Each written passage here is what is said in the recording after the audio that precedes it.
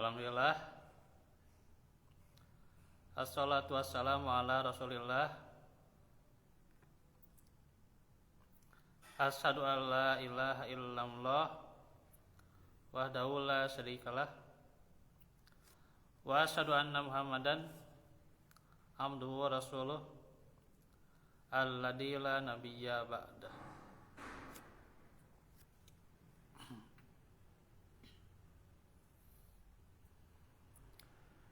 Ikhwatu fillah, alhamdulillah kita bertemu lagi di dalam pelajaran fikih.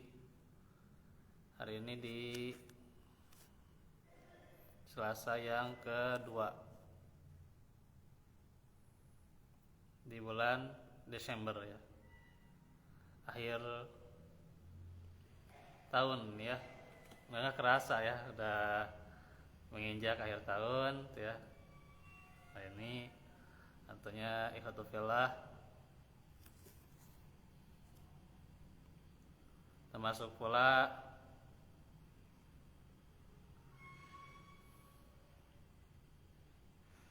nanti saya akan menyampaikan ya, khususnya untuk ya rencana kajian kita. Tapi besok ya, besok. Sebelum kita masuk ke tafsir ya, surah Al-Baqarah, insya Allah besok saya utarakan ya. Sudah ada ya di pikiran saya apa gitu ya rencananya, nanti resolusi lah tahun 2024 ya, resolusi kajian lah gitu. Lain resolusi jadi resolusi paruguhnya sanesnya gitu. Insya Allah gitu ya. Apalagi nanti mendekati Ramadan di bulan Maret ya, insya Allah apa saja gambarannya nanti besok saya utarakan. Ini tidak akan panjang-panjang hari ini, masih membahas seputar tayamum ya. Kita sadari ya bahwa ilmu fikih ini sangat penting ya. Penting sekali sebab berkenaan dengan ibadah kita sehari-hari ya, sholat ya, nggak jauh ya. Karena sholat harus diawali dengan taharah, bersuci. Dan taharah itu termasuk pula diantaranya tayamum. Otomatis bahasan ini adalah penting itu ya. Nah ini ya yang jadi pokok bahwa kita harus belajar itu. Sebab ya saya mah tidak mengambil view atau subscribe ya. Enggak ya. Cuman semangat jamaah kita gitu ya. Allah alam tadi kayak ibu-ibu katanya mudah hujan gitu lah katanya. Nah jana kita pira katanya. Pira kan sekumaha itu Pak hujan oge. Udah itulah. Dan ngawas teh keur jadi orang gitu. Sanes keur abdi da insyaallah nya abdi mah insyaallah senantiasa beunah oge gitu ya. Beunah bade hadirna kumaha nya sanes keur abdi gitu. Insyaallah sama senantiasa beunah di rumah ya. Rumah jadi itu ya tempat murojaah gitu ya. Selain murojaah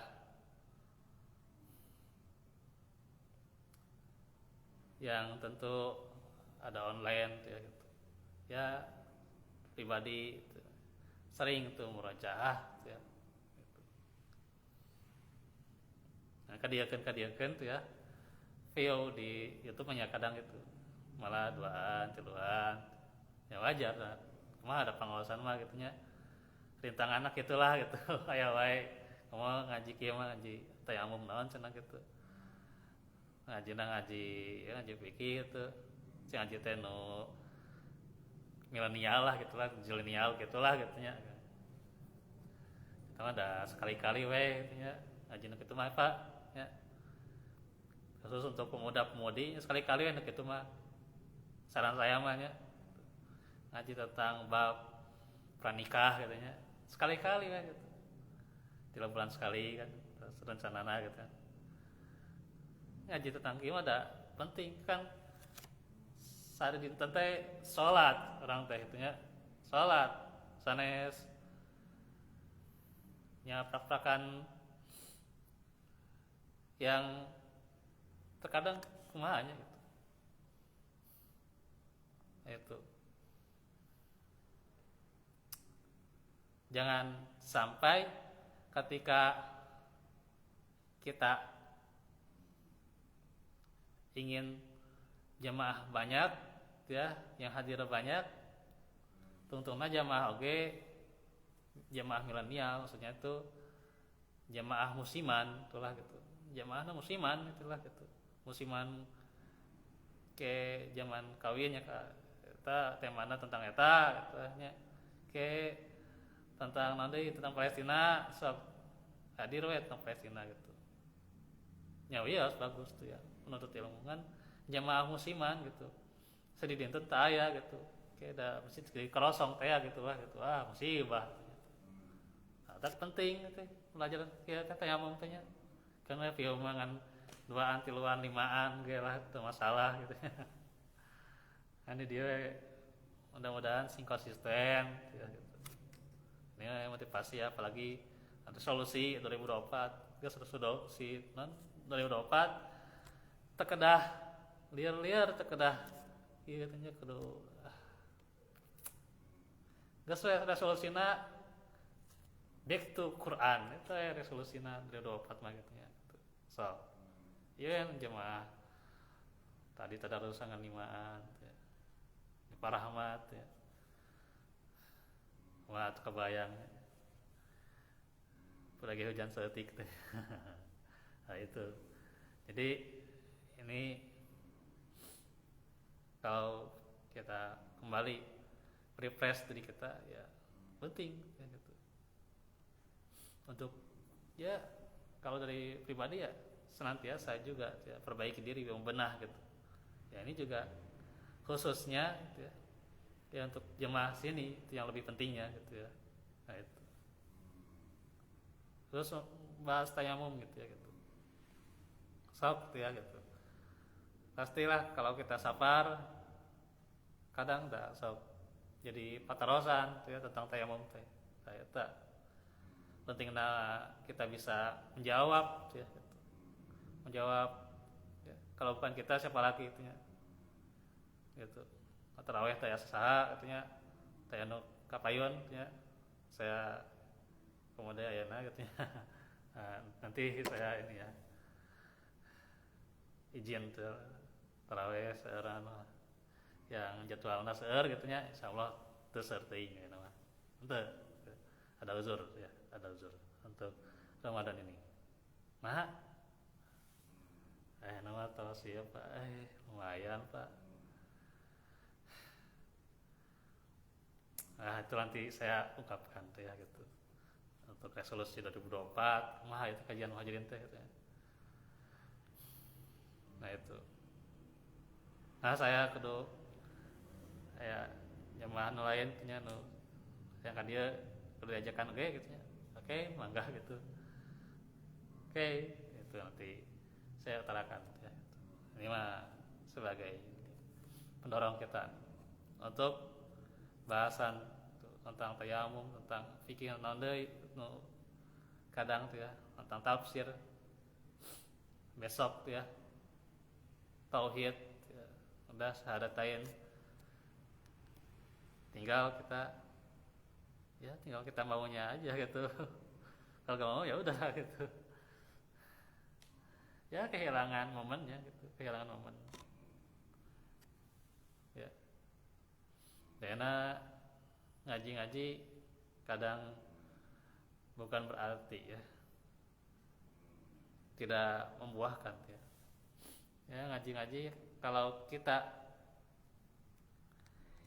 ingin senantiasa terbenah diri kita ya konsisten, kunci nama wastaqimu ya. Ilaihi wastaghfiru, konsisten. Sholat juga diawali dengan apa? Dengan taharah gitu ya. Baik.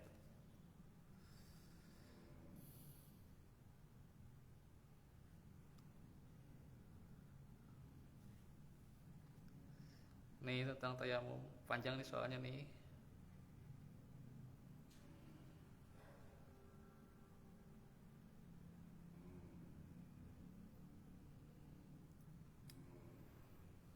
Masih syaratnya ya. Beberapa para ahli fikih menetapkan beberapa keadaan yang menyebabkan seseorang boleh tayamum. Di antaranya tidak ada air. Para fuqaha menetapkan ketiadaan air sebagai salah satu penyebab bolehnya tayamum. Termasuk ke dalam pengertian ini ada air tapi jumlahnya sedikit. Udah cukup ya untuk wudu atau mandi. Dan ada air tetapi harganya melebihi harga pasaran, berat ya, mahal lah gitu. Gitu. Keukuran kita misalnya, ya, keukuran kita mahal punya gitu. Ya keukuran jemaah bahar mah beda. Segitu yang murah gitu nya gitu. Keukuran jemaah bahar apa? Tapi kalau ukuran kita berapa itu air, Pak?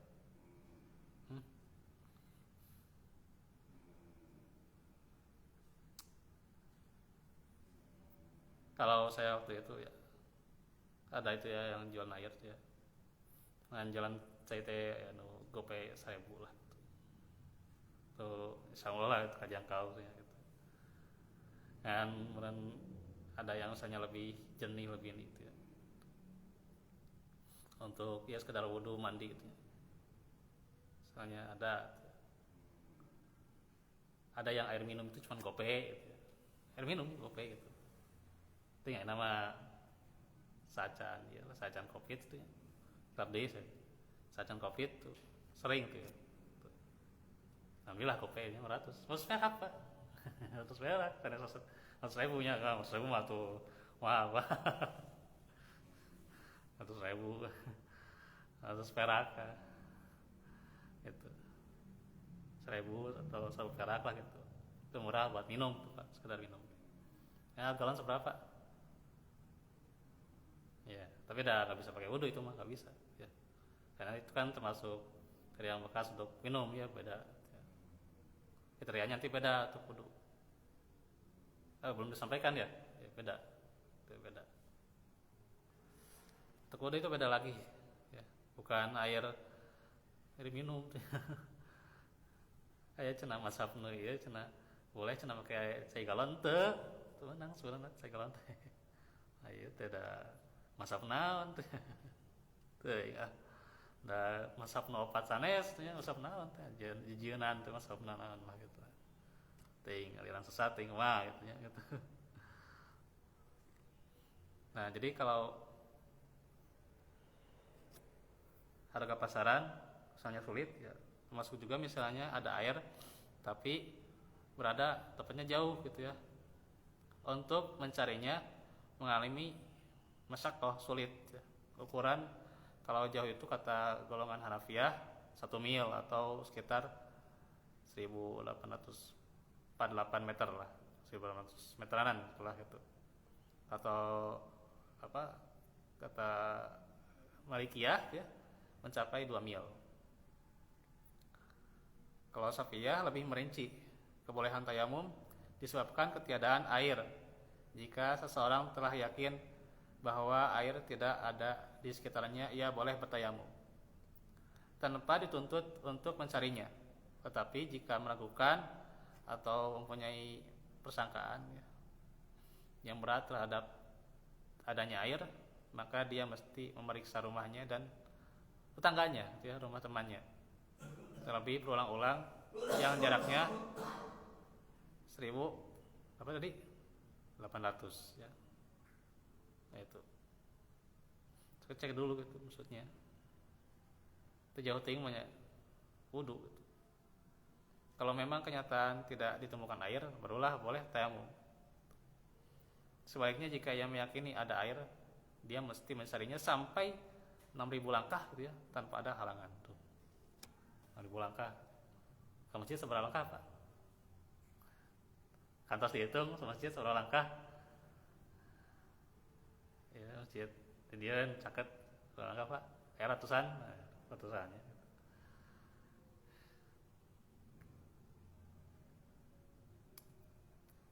Ini 6000 langkah, Pak. Insyaallah nya anu kuat jalannya gitu. Kawat mangges benten lah gitu. Ya enak kan dengan mengendarai juga kan sebenarnya buat mencari air juga cukup gitu. Masuk kau apa lagi gitu. Ya. Kesulitan apa lagi? Ya. Yang kedua, tidak ada kemampuan untuk memakai air, termasuk dalam pengertian orang yang dipenjara ya, dalam rumah tahanan yang tergeletak di pinggir sungai dan dia tidak diizinkan untuk keluar. Demikian juga halnya orang yang diikat di pinggir kali dan orang yang tidak berani keluar rumah mengambil air karena ancaman bahaya. Nah, itu juga termasuk tuh ya. 3. Dalam keadaan sakit. Orang sakit bila khawatir memakai air, ya bisa ya menambah luka. Ya pertama bisa jadi itu ya penyakit baru itu ya, atau ya tidak kunjung sembuh itu ya. Tambah penyakit deui itu ya gitu. Insyaallah. Yang keempat, butuh air ya. Seorang yang memiliki air dalam jumlah yang mencukupi sekedar untuk wudu atau mandi, tetapi dia sangat membutuhkannya untuk keperluan lain agar menyelamatkan jiwa dari mudarat ya, misalnya untuk minum ya, memadai gitu ya. Itu ya untuk minum, untuk dimasak ke cai ya, yang mana maka dibolehkan tayamumnya gitu. Ya air dari pegunungan kan misalnya udah dapat ya, kalau dimasak ya untuk minum itu gimana ya gitu. Nah itu.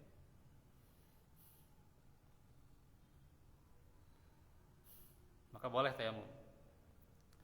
Kelima, takut kehilangan harta jika mencari air.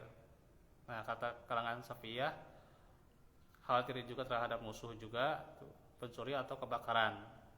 Itu membolehkan tayamum terlebih dahulu tanpa mencari air. Khawatiran itu bisa terjadi atas diri sendiri, harta, keamanan, atau khawatiran terhadap orang yang berhutang gitu ya, yang hartanya dalam keadaan yang berkuasa. Keenam, keadaan yang sangat dingin ya, tiis pisan tuh. Tapi data bisa dihangatkan air itu ya. Maka kata Safiyah atau Hambali itu boleh ya tayamum. 7. Tidak ada alat untuk mengambil air ember ya, taya tali ya. Menyat kudu jatuh ke jurang gitu. Piraku gitu ya, atau kudu turun gitu ya, paur lah gitu ya, kolot mah aduh insyaallah gitu ya, tong lah gitu. Nah, itu boleh tayamum ya gitu. Apalagi kalau waktunya ingin bakal habis tuh ya gitu. Nah itu. Tapi kalau sudah mencari alat ya. Kalau nggak ada sama sekali ya boleh gitu ya. 8. Takut habis waktu sholat. Sebab ini hanya didukung oleh golongan Malikiyah karena memelihara pelaksanaan sholat pada waktunya lebih utama dari mencari kesempurnaan toharoh dengan air. Namun di kalangan Syafi'iyah tidak membolehkan bertayamum karena takut akan habis waktu. Karena ya, jika dia sholat ya, mengambil air untuk wudu, karena tayamum dilakukan bersamaan dengan adanya apa? Adanya air, jadi tidak bisa ya. Nah itu.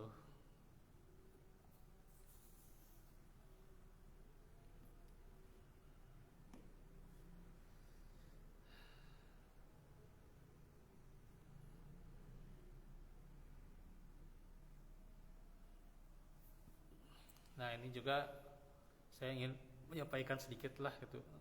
Domini deui nya. Nah, yang nggak terlalu panjang ini.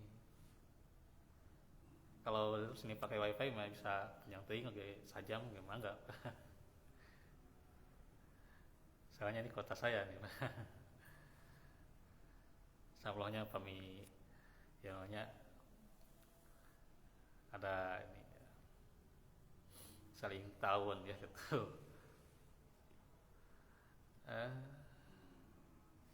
Rukunnya itu ya, rukun tayamum nih. Intinya mah rukun tayamum cuma 4 aja ya. Yang pertama niat ya. Niatnya dalam hati itu ya. Itu simpelnya itu ya. Terus menyapu wajah. Terus menyapu kedua tangan sampai ke pergelangan ya. Enggak sampai siku. Ya, sampai pergelangan. Ya. Dan tertib ya gitu. Mau mendahulukan wajah terus tangan. Tapi ada juga dalil dalam Al-Quran tangan dulu terus wajah itu ya. Itu rukun, intinya mah opat atau ya gitu, simpel lah.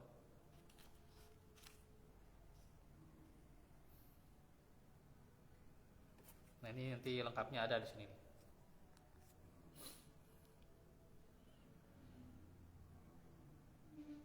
Terus cara ya, menurut golongan Hanafiyah dan Syafi'iyah memukulkan tangan ke tanah dengan 2 pukulan.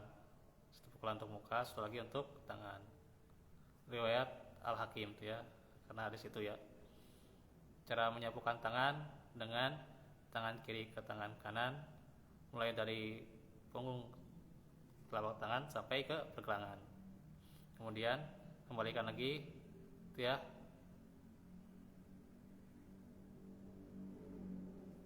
Kemudian pukulan 2 kali pukul itu kan 2 kali memindahkan tanah kan. Nah itu. Iya kali yang ke tangan terus ke wajah tuh ya.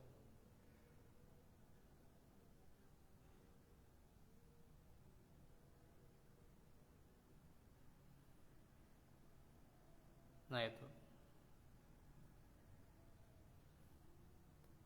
Sunnahnya tayamum tidak ada basmalah ya. Sebagian pendapat ada basmalah, tapi selama apa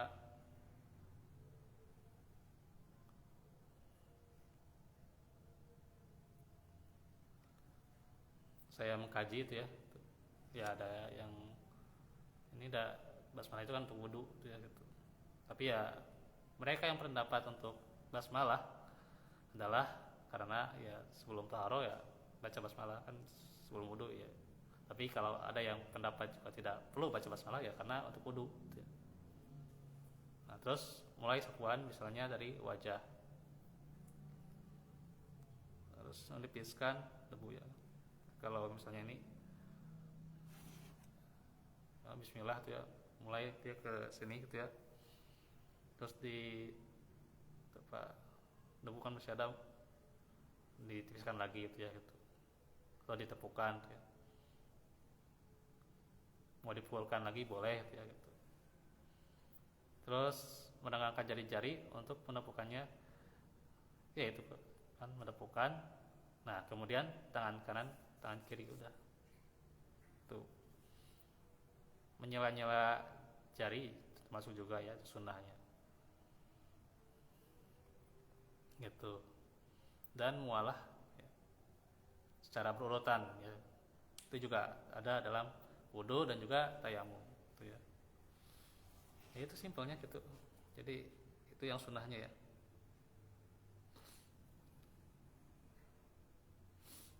Nah, ini yang di sini tuh ya. Ya hadirkan niat bisa nih. Kemudian juga kalau di sini bacanya bismillah alhamdulillah malah nambahan gitu. Padahal yang cukup bismillah ya unggul tuh ya.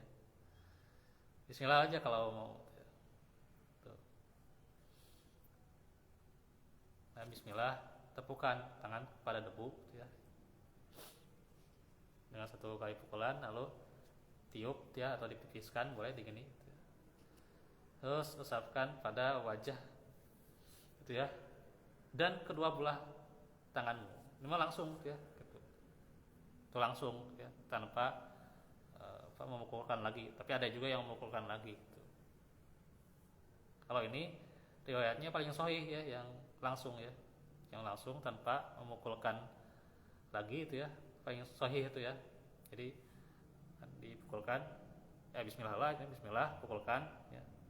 Terus tipiskan ya gitu, tipiskan ya ditepuklah atau ditiuplah gitu ya. Terus ke wajah dan telapak tangan udah langsung gitu. Atau dipukulkan lagi ke tangan tuh. Itu yang tadi itu. Nah, sesungguhnya Allah tidak menginginkan engkau mengotori wajah dan tanganmu dengan debu. Tayamum itu merupakan simbol saja. Ini hikmah ya. Simbol yang menjadikan kita merasa tunduk kepada Allah dan ya syariatna gitu. Dan memalingkan hatimu dari berbagai kesibukan kehidupan duniawi untuk bersiap-siap diri di hadapan Allah gitu ya. Tidak ada air jadi diganti dengan debu atau dari tanah gitu yang bersih itu ya. Sayyidan thayyiban. Nah, kita asalnya dari apa? Dari tanah gitu ya. Orang lahir kayak kalau dari tubuh dari apa? Air itu ya. Itu. Ya namanya harti, itunya harti. Nah, itu. Karena tanah itu sebagai materi asal penciptaan kita.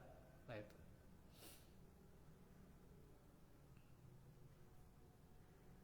Karena tayamum juga bisa ganti dari wudu itu ya. Ini dalam Sahih Bukhari ada seorang laki-laki kepada Umar bin Khattab berkata, saya pernah mandi junub atau pernah juga suatu saat juga saya pernah junub dan tidak mendapat air. Maka Ammar bin Yasir berkata pada Umar, ingatkah kamu ketika saya dan kamu sedang dalam perjalanan lalu kamu tidak sholat, karena tidak ada air, sedangkan saya berguling-guling di atas tanah, kemudian saya sholat, lalu peristiwa itu saya laporkan kepada Nabi ya. Kemudian beliau bersabda, kamu cukup melakukan seperti ini, yaitu ya Nabi memperagakan menepukkan kedua telapak tangannya ke tanah ya. Lalu beliau meniupnya ya. Kemudian beliau mengusapkan ke wajah dan kedua tangan. Udah simpel gitu ya. Nah, gitu.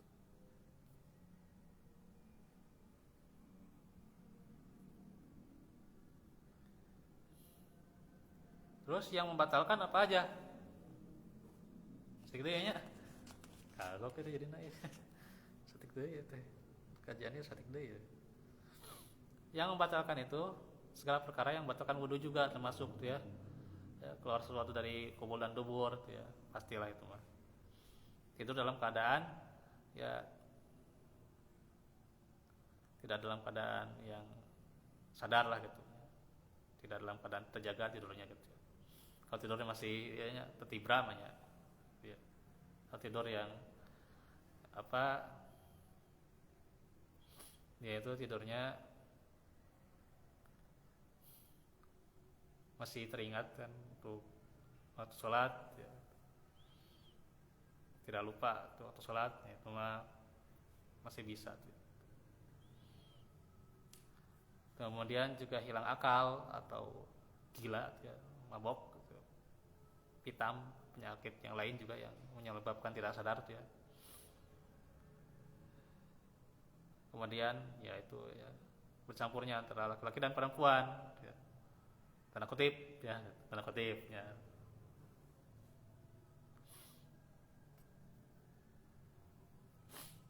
Kalau bersentuhan tidak ya. Hanya bersentuhan tidak. Tapi tanda kutip. Itu tanda kutip nah gitu ya. Wow. Wow dia tanda kutip. Ya nikah kan apa namanya? Tanda kutip nah gitu nya, kumaha bercampur teh gitu.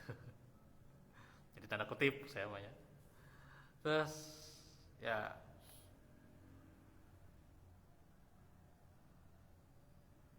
dan sebagainya ya. Yang sunnah ketika menyentuh kemaluan, nah itu wudu lagi kan kalau di itu apa wudu ya gitu. Kalau dalam rangkaian apa yang batalkan wudu kemarin sudah dibahas ya. Nah terus yang kedua melihat air sebelum mulai sholat. Ya. Nah kalau kita melihat air ya, sebelum sholat ya, kalau sholat itu memandai dengan tayamum maka tidak perlu diulang lagi kan, udah tos tayamum gitu ya gitu. Seperti sholatnya orang musafir namanya. Jadi tidak batal. Nah itu yang lebih bagusnya ya.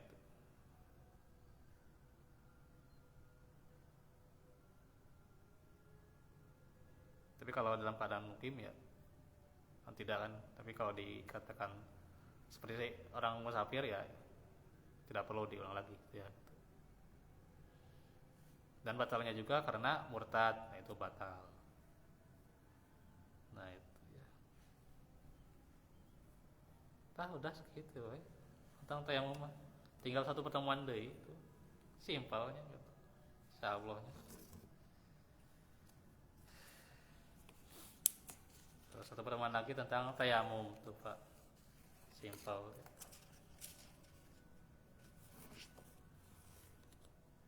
Itu saja mungkin yang bisa disampaikan. Mak, nanti saya sampaikan ya besok. Ada uzur apa saya tiba-tiba tarawih serting gitu ya. Ya itu Pak.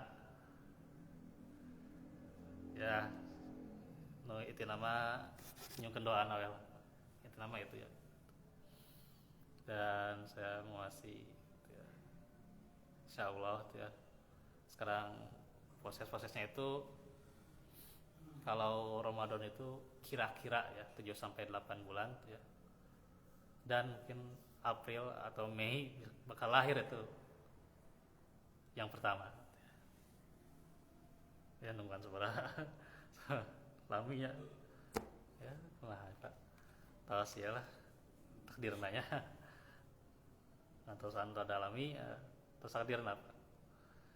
Itu ya, ada yang dimudahkan ke Allah ya. Itu mah kudrah Allah Pak.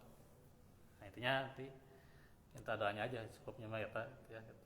Jadi 7 sampai 8 bulan tuh teh Ramadan teh saya kudu jagaan, kudu siap siaga, tak tarawihnya tak apa ya, tarawihnya di bumi lah gitu, jamaah di bumi lah gitu ya.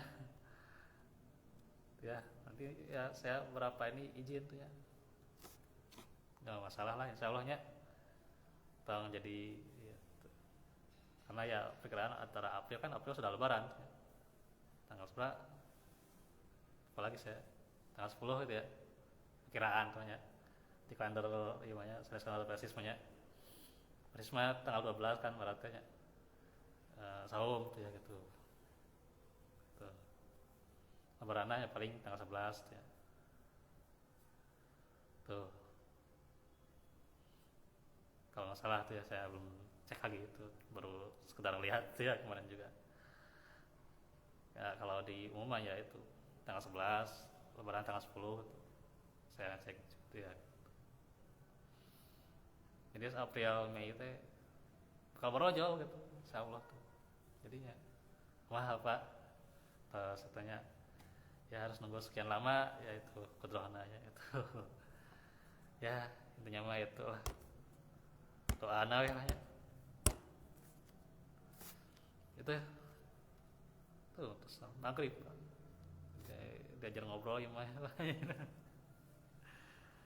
Bro, fikum walaupun minkum. Insyaallah besok kita lanjut tafsir ya. Aku lakum lihada wa astagfirullah li wa lakum. Assalamualaikum warahmatullahi wabarakatuh.